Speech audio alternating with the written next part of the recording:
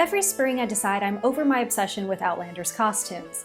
Then autumn rolls back around and I realize I'll never be over it. Last year I made a skirt inspired by Claire's plaid skirt in the first season of Outlander. I could only find 1.5 yards of the fabric, so I decided to make a shortened, modernized interpretation of the skirt. However, since then I have come into possession of 6 yards of a reproduction tweed to make a full-scale skirt. My goal is to solve every mystery that I can possibly solve and make a replica skirt that is as screen accurate as it can possibly be. But first, let's discuss the tweed I'm using and its history. In the previous video, I went into a long explanation of trying to find the correct fabric for this skirt. However, I think it's worth covering again because I have learned so much more since then and I got several important facts wrong last time. When Outlander was being produced, the costume department contacted Gordon Kirkbright of GK Textiles to design and create several tartans for the show. We've got 4 tartans that we've had woven up. We have the basic Outlander tartan, we have the Mackenzie tartan, we sort of call our generic tartan, it kind of serves for anybody, and then we've got the Fraser tartan. They wanted to make clan tartans for the major players, but in proper, historical, earthy colors rather than the modern iterations of those clan tartans. I was incorrect last time in that I thought the mist and stone design used to make Claire's skirt was one of the tartans Mr. Kirkbright had designed for the show.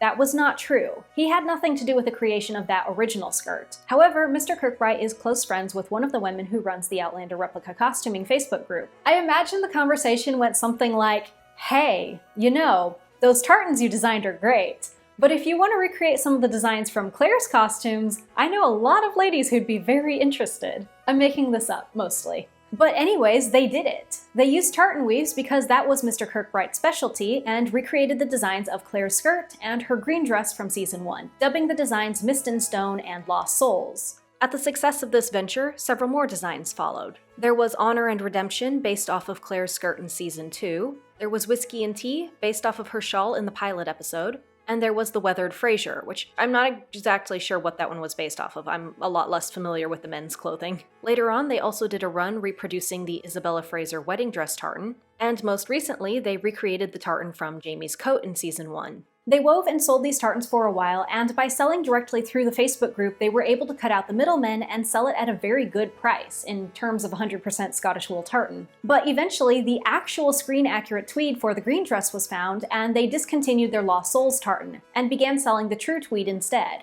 At the time that I posted my previous video, I'd missed out on any Mist and Stone tartan, and it'd been over 1.5 years since they'd done a reweave. But I'd happened to see a 1.5 yard remnant being sold through the group and snatched it up to make my original skirt. Then something amazing happened. Exactly 1 day before my video went live, the group announced a reweave of the Mist and Stone, but this time they weren't weaving tartan, they were weaving tweed, which is much closer to the texture of the actual screen-accurate skirt. Which honestly couldn't have been any better if I'd planned it, because I spent half of the last video talking about how impossible the fabric was to find, and then a footnote was like, "No, wait, here it is!"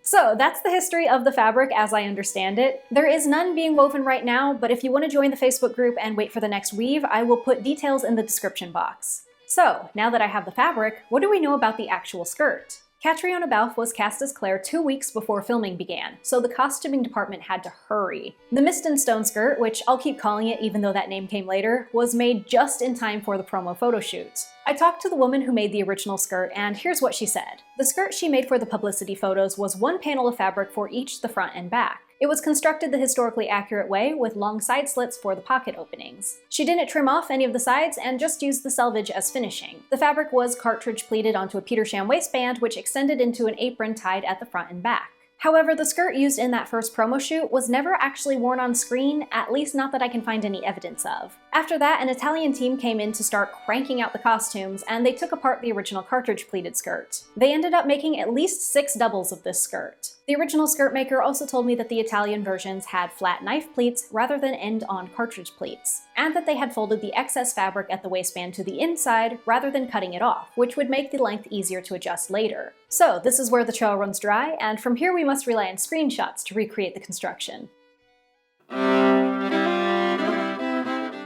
Okay, on to the breakdown of the screen-accurate skirt. My head is just swimming with details, like I don't even know how I'm going to organize this all, but we'll do our best. Although, fair warning, if you hated high school geometry class and proofs, this video is probably going to be like a nightmare flashback sequence. Okay, in studying my screenshots, the first thing I noticed was that the skirt has a modern waistband with a modern closure. I mean, you can even see the two hooks and eyes. This closure is in the back, which means there is a center back seam. The second puzzle to solve was the circumference, and that really is the biggest mystery of all of this. In the Facebook group where people replicate Claire's costumes, 4 to 6 yards is the average recommendation for her skirt circumference, depending on how full you want it to be and your size. We do have confirmation that the original promo skirt was made from 2 vertical panels of the fabric, so the circumference was twice that width. Let's just estimate 120 inches. However, I wasn't sure that the final skirt was 216 inches. She does have large skirts, but they aren't endlessly massive. Like, she can ride a horse without riding side saddle in them, but you can kind of see how they're billowing over the hem because the hem is stretched taut to fit over the horse. Now, my second big question was about the side seams. Were there side seams or not? There are definitely pocket slits. She has her hands in her pockets all the time. But how were those pockets constructed? The easiest way to do pockets would be to just add a side seam, even if you didn't need it for the closure like historically you would have. I studied the screenshots and I seem to find evidence to back that up. There are definitely present side seams. However, then I found something troubling. None of the side seams seem to have anything to do with the pocket slits. Why on earth would a costuming department on a tight timeline add side seams where there didn't need to be side seams? And then it hit me. The only reason you would add those side seams is if you weren't working with one unbroken horizontal length of fabric, but rather vertical panels. In hindsight, this was really obvious, and the only reason I assumed that it was just one big horizontal length of fabric is because that's what the majority of the costumers on the Facebook group use. So if we know that the original promo skirt was made from vertical panels, and if the stripes in the promo skirt match the stripes in the screen-worn skirt, that means the screen-worn skirt must also be vertical panels. And there are 3 seams, therefore there are 3 panels, which we can estimate at about 180-inch circumference. So, 100%, yes, it is confirmed they were 3 vertical panels. At first I was really confused as to why they would bother doing this, why not just use the unbroken horizontal panel. At first I thought it might be for aesthetic reasons, but then I realized that didn't make sense because it didn't explain why the solid colored skirts were also made from 3 panels. And then I realized that, it's really simple, it just saves fabric, and they did have to make, 6 doubles of each skirt, of which she had at least 4. So yeah, that's a lot of fabric. I do believe that her 4 daily wear skirts were each made from 3 panels of roughly 60-inch wide fabric. The construction of these skirts was mostly the same, but there were definitely some variations in the pleat pattern. We don't know the exact width of the original fabric, so it could have been 55 inches, it could have been 65 inches. We don't really know, but I think estimating the original circumference at 5 yards or 180 inches is at least pretty close. At any rate, I was certain enough to go ahead and cut out my fabric. I cut 3 panels at 55 inches long, which was definitely more than I needed, but I wanted to be sure I had enough to play around with, so I don't regret it. I was also rounding up to the nearest repeat because I didn't want to waste anything between the panels. Even with all of that though, out of my 6 original yards, I have almost 1.5 yards left over, so you could easily make this skirt with 5 yards. Now, for the pocket slits, they are very well hidden. You almost never see any sign of them, which tells me that they're probably set at the inside fold of a pleat. Now, I think that the slits are pretty narrow. I don't think they go all the way up to the waistband. The biggest reason I think that is because they're so well hidden. If they had actually been deep enough to go over the bum roll, you would have seen a bit more gaping than we actually end up seeing. I have never caught a screenshot of a full view of one of these pockets, but you can see the full pocket slit at one point for the green dress. However, as I mentioned, I think they're set at the inside fold of one of the pleats, which means that it's not going to be possible to determine where exactly to put them until after I finish the pleating. Which will be easy to do since I plan on finishing them entirely separately. So I think I'm going to put those aside and come back to the pocket slits last, which means that it's time to talk about the pleat pattern. This beautiful, messy, maddeningly complicated pleat pattern. I spent about 3 days trying to figure it out, and messing with the math, and doing it over and over again, trying to get it to look right. And I mean, I have so many hours worth of footage of oh, I think I figured it out. Nope, I was wrong again. Figuring that Catriona Balfe probably has a different waist measurement than me, I completely ignored the stripes because I figured that they wouldn't be replicated anyways, and I just went with math and proportions, trying to come up with a pleat pattern that roughly replicated the look of her skirt. and it was driving me crazy because no matter what I did, it just never looked right. The breakthrough came when I reversed my strategy. I completely threw out the math and just went with the stripes. I realized that the stripes were just much too beautifully set to be a coincidence. They had to have designed the pleat pattern around the stripes, and why wouldn't they? Why would they just randomly let the stripes fall where they may? So when I shifted my focus and started only looking at the placement of the stripes, that's when everything started to make sense. So operating off of the assumption that there were 27 stripes based off of the 3 panels each having 9 stripes, I started going through my screenshots again and trying to account for each stripe. With 27 stripes and 1 stripe in the middle, that leaves 26 stripes, or 13 for each side. We can clearly see a stripe that's been placed to the top of the box pleat on either side of her waist, and also you can see a stripe tucked beneath that on either side. For the back, there are 2 box pleats with stripes on top of them. Presumably those box pleats are deep enough for there to be a stripe between them, and then there is another stripe lapped beneath them at either side of the center back. And then, as far as I can tell, the rest of the bulk is knife pleated facing the center side. You can clearly see 4 knife pleats at the side front. However, I've never been able to find a smooth shot of the back pleats without them being all rumpled up. So how I chose to allocate the remaining stripes was to put 4 in the front, 2 in the back, and then the remaining 1 at the center side. By this point, I was about 1 day out from an event that I really wanted to wear the skirt at, so I decided that the pleat pattern was as close as I could get, and I decided to just finish up the skirt and wear it. And after the event, once I sat down and thought about it, there were a few glaring issues. The biggest is really just that the pleats feel too deep. They go so deep that when the skirt is trying to raise over the bum roll, they kind of stretch and create warping and wrinkles because there just isn't enough room for them to spread out.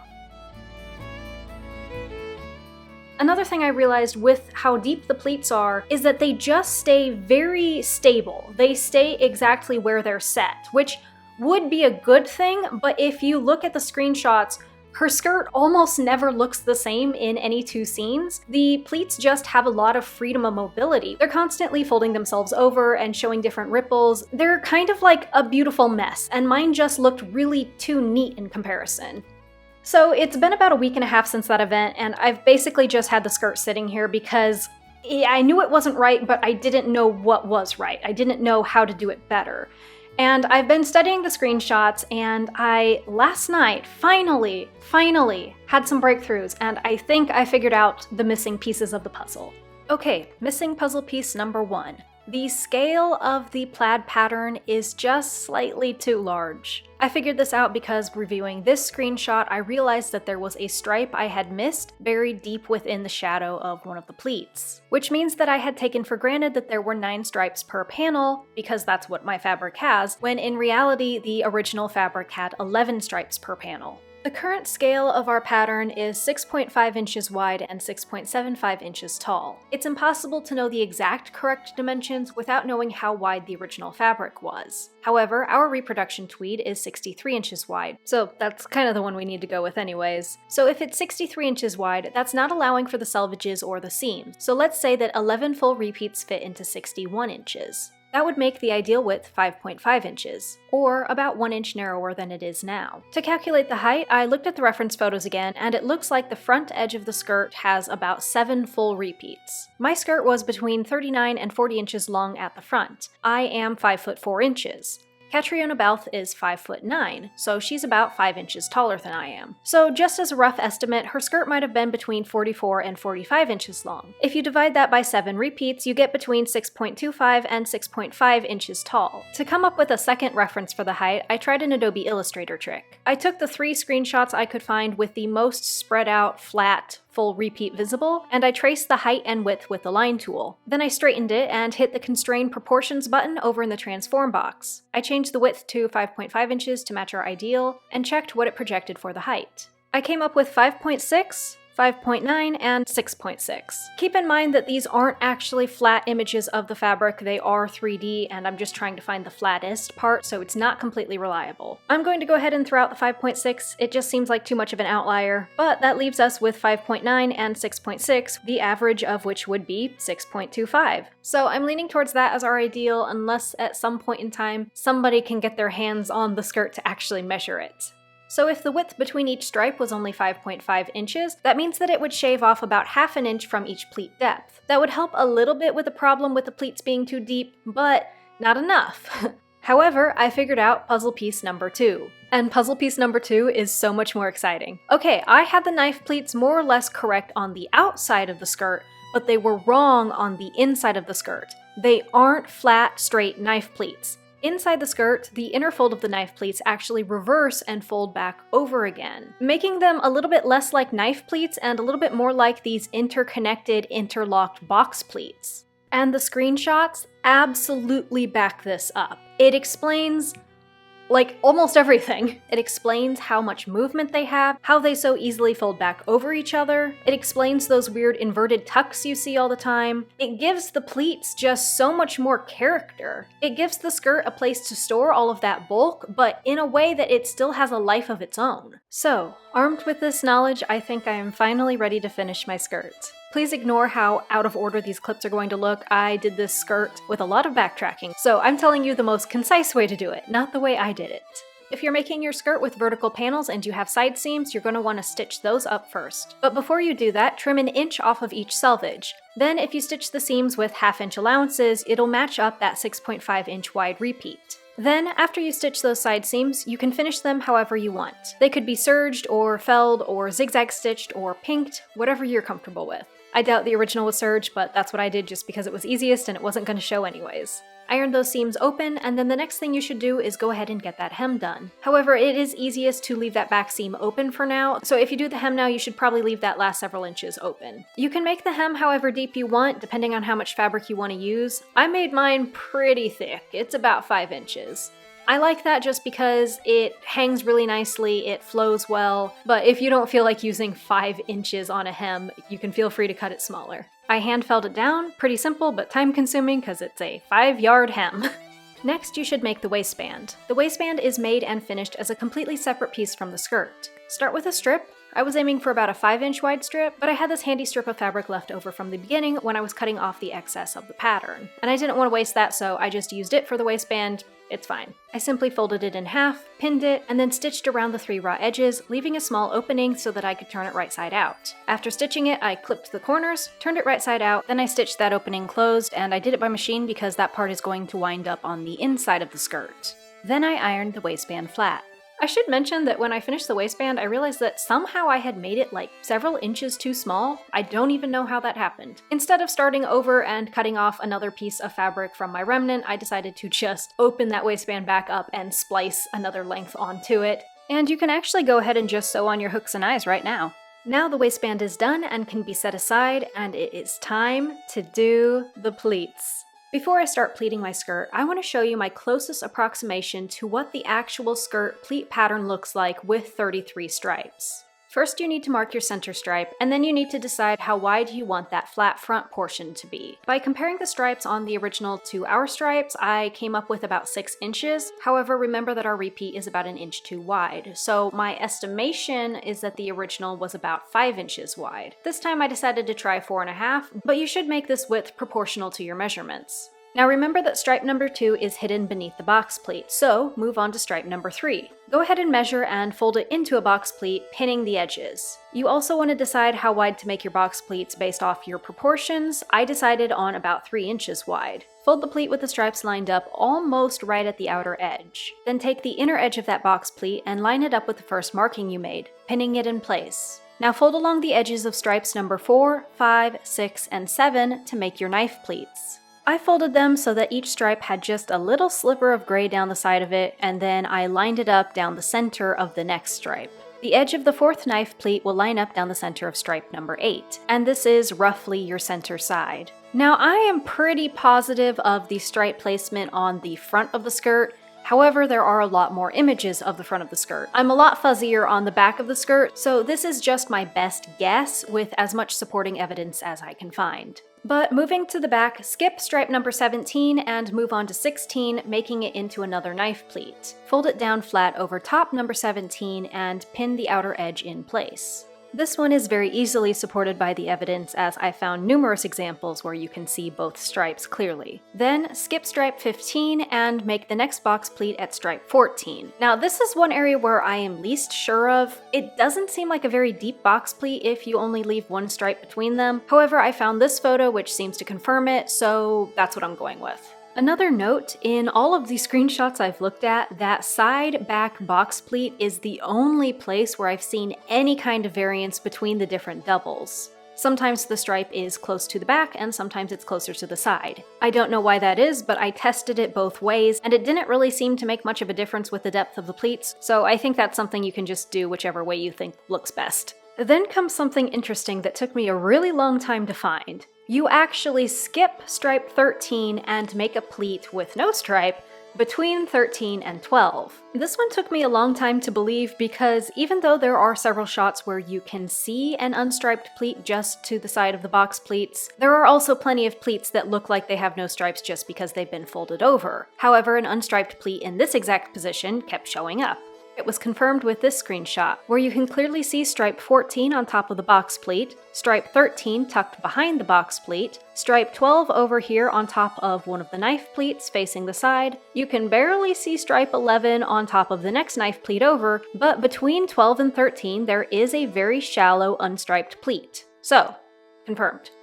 Next, as we just mentioned, we'll fold stripes 12, 11, 10, and 9 into knife pleats, and then the edge of 9 will meet back up with 8 in the center of the side. Now this is another area where I'm unsure because I was pretty sure there were 4 pleats, but I didn't know if that unstriped pleat counted as one of them or not. It kind of feels like 5 is too many, and I've never seen more than 3 striped pleats at one time together, so I wasn't completely sure, but there was an extra stripe that I didn't know what to do with. I mean, it's always a possibility that the costumers could have cut a little bit of the fullness off. That just didn't really seem logical for the costumers to do. So the more logical answer was that I just missed something and there was that extra striped knife pleat there. So, in case you missed anything, here's what one pleated side looks like. You have box pleat, unstriped pleat, 4 knife pleats, box pleat, ending with the flat center front stripe. Now this is what it would look like if you had 33 stripes to work with. I only have 27, so I need to eliminate 3 stripes from each side. What I've decided to do is cut out 1 of the front knife pleats and 2 of the back knife pleats. I probably should just cut out the unstriped pleat, but that one was like, I'm still kind of proud of myself for finding that one, so like I want to keep it.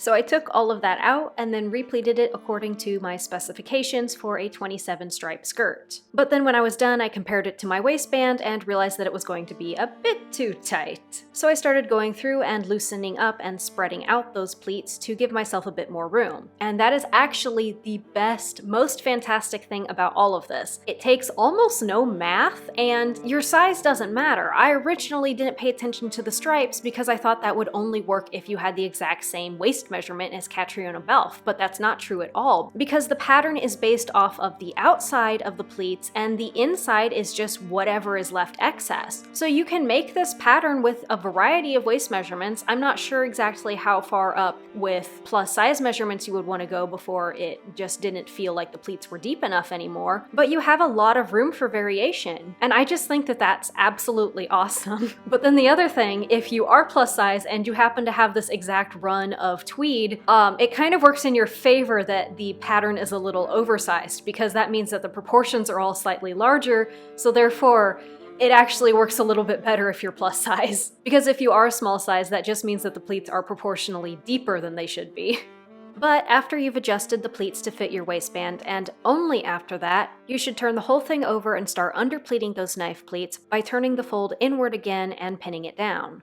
I went a little nuts with this. I underpleated everything. I'm sure that the knife pleats needed to be turned, but with the first version of the skirt I made, everything just felt way too deep, so I underpleated everything. Like, the box pleats, everything. I'm not sure if that was accurate because there's no way to know what the inside of the skirt looked like, but I figure if I just try it out this way, I can see how it hangs and drapes and then decide from there whether I made the right decision. So now that the pleat pattern is set, we can get the rest of the skirt finished up. You want to start by hand basting 2 lines, leaving a good wide gap for your waistband to sit between. Maybe you don't have to do this step, but I really recommend it because the pins going through such thick layers of fabric, it warps it a lot more than you realize. But also, like, this is a really satisfying step to do. Next, to determine the length of your skirt, you're going to measure from the front of your waist to the floor. Then you're also going to measure from the sides and the back to the floor, wearing a bum roll. The bum roll will add to the length you need, but I realized later that the underfolded excess along the waistband added enough to the bulk that I really should have added a whole nother inch to that length. So I came up with a 2-inch difference, but I think I really should have done 3 inches. So then at the center front of the skirt, I measured from the hem up to the waist and marked 39 inches, and then at the center back, I marked 41. Then I laid the waistband across it, turning it down so that the sewn edge of the waistband is lined up with those 2 pins. Something to note, when you're pleating the skirt to fit your waistband, you should maybe make it a little bit smaller than you think you need, because when the waistband sits across it diagonally like that, instead of just horizontally, it uses up slightly less fabric. Another thing to note, try to curve that waistband as gently as you possibly can. The first time I did this, I curved it very exaggeratedly because I was trying to replicate where the bulk of the bum roll would set in, but that just made the warping of the underfolded section a lot worse. Then you can start basting the waistband to the skirt. Please do not skip this basting part. Even if you skipped the other basting, at least do this. Now, actually sewing the waistband on turned out to be another challenge. It was just straight up too thick for my antique machine. So I got out my modern machine and tried it there, and even with the heaviest leather needle I could find, it still kept jamming up, and then eventually it got to the point where it was just too thick to go through. I do have access to another machine. My dad has an industrial upholstery machine, so I decided to take it to his house and see if it did a better job. Alright, this is where I couldn't get it over my machine.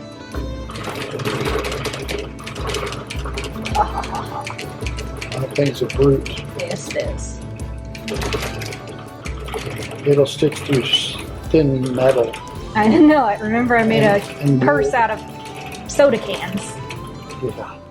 So the industrial machine did end up working, however, I know that not many people actually have that kind of access. You can try your machine, it would probably work for most people. I just have a very lightweight machine because I don't use my modern machine very often. If it doesn't work in your machine, hand stitching is always a possibility. I think that a nice small back stitch with a strong thread would do the job just fine. With the waistband attached, I could then go back with my seam ripper and take out all of those rows of basting stitches. The excess will be simply folded down to the inside of the skirt and will just add to the padding. Next, we're going to close up that back seam. Pin the edges together and stitch them at 1/2 inch. Don't stitch all the way to the top of the skirt, you're going to want to leave a slit for the opening. And I would also recommend making it several inches deeper than you usually would. Then you can stitch up the remainder of the hem. Then we need to finish the edges of that overhang along the slit. On the left side, which will be the underlap, you just want to flatten those edges together and pin them. This part will be left as a deep underlap, which helps to keep the slip from gaping. On the right side, which will be visible, you want to unfold that overhang, turn the excess in flush with the waistband, and then fold the overhang back to the inside. Line up those folded edges and pin them together. The raw edges on the underlapped left side will be simply whip stitched together. On the visible right side, you'll want to be a little bit more discreet and use a bit smaller of a stitch. I'm not sure what stitch you would actually call that. I just call it an invisible stitch. To finish off the closure, there's one more little detail we need to add. When the skirt is moving, you can see at the base of the slit a little pinch or tuck in the fabric. To create this, measure the overhang from the underlap on the left side. I came up with about 1.75 inches. At the base of the split, measure in 1.75 inches and sew a little line parallel to the seam about 1.5 inches long. This little tuck will help keep the opening closed. I think it is the screen accurate method, and if it is, it's really clever because it sort of buries the seam and disguises the opening as another pleat. So just for your reference, here's what the finished closure should look like. The only thing left to make are the pocket slits. To start, find the inner fold of the 4th front knife pleat. Very nerve-wrackingly, I cut a slit about 6 inches long, following the threads of the weaving to make sure it cut straight. I wasn't able to find many clear shots of the pocket slits in her season 1 skirts, but what I was able to find, they are always kind of round looking and unobtrusive. I decided to finish the slits as simply as possible. I ironed them open on both sides, pinning those edges down. I placed a 1/4 inch wide linen tape over those raw edges and began to whip stitch it down along the slit. At the base of the slit, I twisted my linen tape to fit around it, and then I stacked my stitches really close together to reinforce that split. Then I went around it again, whip stitching down the outer edge of the tape. After a final ironing job, this is what the inside of the pocket slit looks like, and this is what the outside looks like. I think it's pretty good, and I think this is probably close to what they did, although I'm sure whatever they bound the edges with was color matched a lot better. And with that, the skirt is done, and it's time to go romp through the woods and see how it swishes.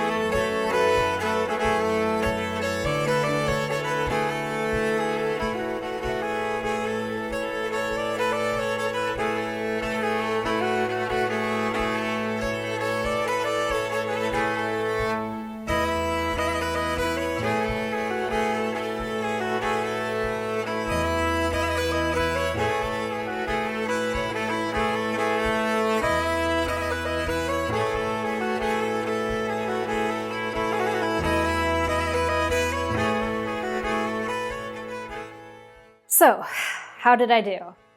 Pretty good, but it was very useful to see how the pleats folded and draped in real life, and even better to come home and review the footage. The big key, the underpleating, I think that is definitely the right method, and the little tucks and folds it creates are spot on. However, the placement seems off. The original might not have had every pleat underfolded, but it's hard to tell exactly which one should be flat. And also, I'm not working with the exact same pleat depths, since I am essentially missing 6 pleats and that extra fullness has been redistributed to the remaining 27. I think at this point the only way I could test it better is if I make another skirt, maybe one of the solid skirts, and use pins to mark the placement of where I think the 33 stripes should go, and then pleat the skirt according to that.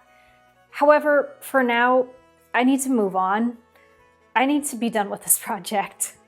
So that'll have to wait. The other thing I noticed off is that the center of the 2 back box pleats didn't look nearly deep enough on my version. Also, the stripe is extremely visible, while on the original you rarely see it. I was still frustrated because I could never seem to find more than 4 back knife pleats, so I skimmed through a few episodes one more time, looking for a better shot of the back in motion. And I found it. Right there, 2 stripes coming from inside the box pleat. So, it is confirmed. The layout I gave you earlier was slightly off. There should be 2 stripes inside the box pleat and only 3 striped knife pleats at the back. There it is, all 33 stripes accounted for, nothing missing, nothing left to speculation. I feel like I just won a game that nobody else was playing, or cares about, or knows exists, but I'm happy. I want to close this video with 3 things. 1, if you are into Outlander costuming, you do not have to make things screen accurate. Many people like to make Outlander-inspired costumes leaning heavier into historical accuracy, and that's perfectly fine. I just like noticing things and solving puzzles, and this was like the best parts of geometry and Sudoku combined. But you should make your skirts however you want. I made this video to provide as complete a picture and as thorough a breakdown as possible so that you can take it and pick and choose what you want to actually use. 2, I don't want any of this to be taken as a criticism of Gordon Kirkbride. I wouldn't have been able to begin solving this puzzle without having real fabric in hand to fold and test theories with. I'd like to thank him personally for the groundwork he laid in making this fabric available. Again, if you are interested in purchasing Outlander-inspired tartans, his products can be found through the aforementioned Facebook group. And 3, with that in mind, if I were to customize the Mist and Stone tweed according to my research to be as screen accurate as possible, here's what I'd like to do. I would rescale the repeat. I would also rotate the stripes 90 degrees. Right now they've been flipped, allowing for the horizontal panels, but I would like to see them done vertically. And it's not because of the sewing. I was interested in proving the 3 vertical panels because it could prove the reliability and consistency of the stripes for pleating. For actually sewing a skirt, I don't think it makes much difference, and actually horizontal panels are better in the sense that there is more size flexibility because you can make your skirt fuller or slimmer. The reason I'd like to see them done vertically at least once is actually because I think it would improve the colors. I'm not a weaver, so I might be wrong about this, but look at the original compared to the current weaving. There is a black stripe and a brown stripe and thinner gold and blue. On the original, the brown stripe is barred and appears lighter. The black stripe is solid and dark. On ours, it is reversed, with the black stripe barred, making it appear more gray, and the brown stripe showing up as the darker stripe. I think that if they were flipped for vertical panels, the barring effect would also flip. And the cherry on top would be if the thin gray stripes were recolored to a bluer shade. And that would be my wish list. If it were to be woven this way, I would definitely buy a whole nother 5 yards and do this whole project again just for the privilege of testing my theories. And custom weavings of tweed only require a 30-yard minimum, so only 5 other people would need to buy 5 yards. So Facebook group if you're interested in the possibility of that happening someday. Alright, thanks for watching. I hope you found this video useful and enjoyable, and if you're interested in seeing more of my work, you can subscribe to me here on YouTube and follow my Instagram. I also have another YouTube channel just for world building and another Instagram for that. See ya! And a special thanks to Amber Aldrich, Demeester Mehta, Erin Wishart, Charlotte R., Shia Thompson, Haley Martin, Jesse Bryant, Shannon, Leisha Slaughter, Mackenzie D., and Stella Sapient. Thank you so much for your support of this channel.